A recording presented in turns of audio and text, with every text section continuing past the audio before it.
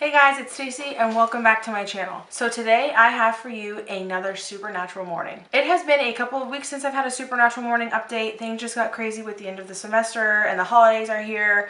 So I've been trying to keep up with all that. But now we have quite a few things that have happened in the supernatural world since I've last seen you here on a Supernatural Thursday morning. So let's get right into it. So we have had 2 episodes air since the last time I spoke to you guys on a Supernatural Thursday morning. Episode 7 was called Last Call. And it had Christian Kane in it. Y'all might know Christian Kane from Angel. That is what I know him from. I loved this episode. I feel like we got to see like badass, just classic Dean in this episode. We also had some Sam and Eileen thrown in there. And of course for me, I love Sam and Eileen together. I feel like they go together. And that makes me nervous because it's supernatural. And we don't know what's going to happen to really at this point either of those characters. But that being said, it was great to see them together, and then we got to see Dean kind of go off on his own.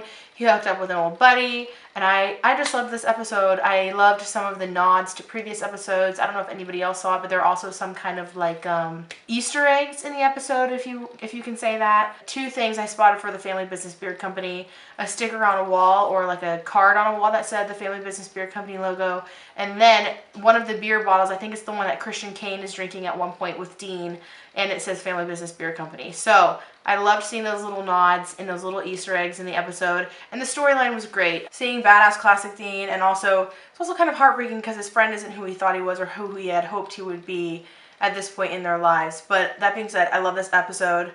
I honestly am loving season 15, you guys. I'm just absolutely loving it. The next episode we saw was episode 8, Our Father Who Art in Heaven. This was another great episode in my opinion. It was the... Go on, Chessie.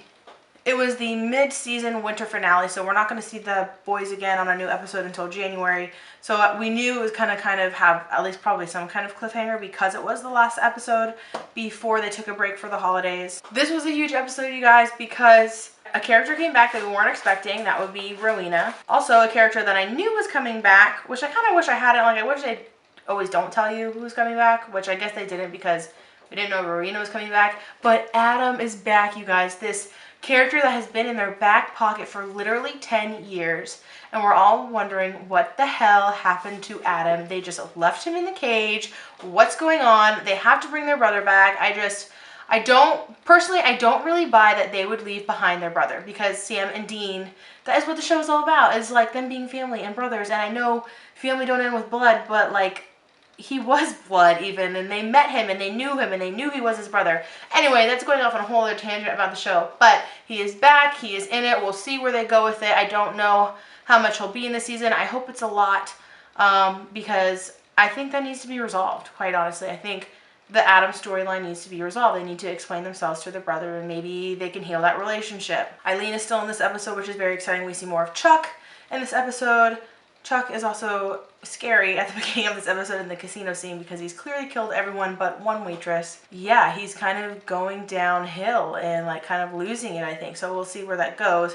This, of course, does end with a cliffhanger that has to do with Sam and Eileen and Chuck not being who they thought he was. They thought Eileen's friend was in trouble. Turns out it was just Chuck. And of course, another big thing they said is that purgatory is going to be playing a part.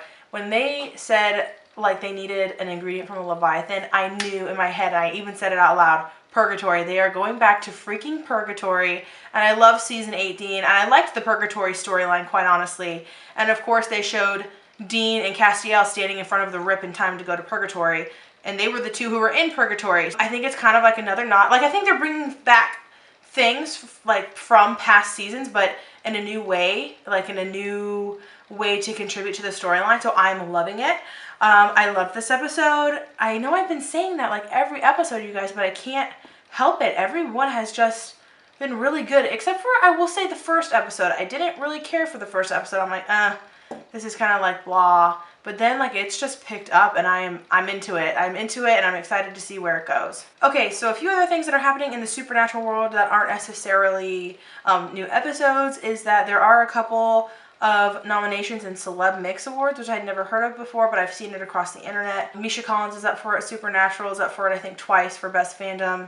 And I want to say Best some like sci-fi TV show, maybe something like that. But you can vote online. I'll post that link down below. I don't know when the voting ends. I'll try and find out, but I'll post it down below. And yeah, go and vote, because I don't exactly even know what these awards are, but obviously I want Supernatural to win. Another thing that happened I thought was very interesting is that Creation Entertainment announced that at the Chicago Con for 2020, 2 of the actresses from the fan fiction episode of Supernatural, which of course is the musical, will be at the Chicago convention, and I think that is really awesome, and they're going to be doing a screening of that episode. The 2 actresses are Katie Sarif, who plays Marie, and Joy Regulano, who plays Maeve. So those are the 2 main girls from the episode. I think those are really awesome guests to add on. That was announced from Creation. I saw that in an email. So if you're going to Chicago Con next year, or you're trying to think of a con to go to, that could be another reason to go. Or if you really like that episode and you want to meet those actresses, there you go. They'll be in Chicago in 2020. I also saw that Supernatural is now available on Amazon Prime in Canada.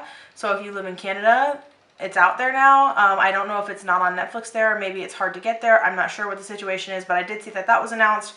So if you're in Canada, you're in luck, because it's now on Amazon Prime. Of course, here in the States, we have it on Netflix, which is great for us. The last thing I wanted to talk about that's happening in the fandom is that Casey Lister, who is also a YouTuber and does a lot of Supernatural things and a huge Supernatural fan, she is doing a Christmas card exchange. So that is happening right now. That's happening and kind of coming to a close. I haven't received my card yet, but I have sent mine out.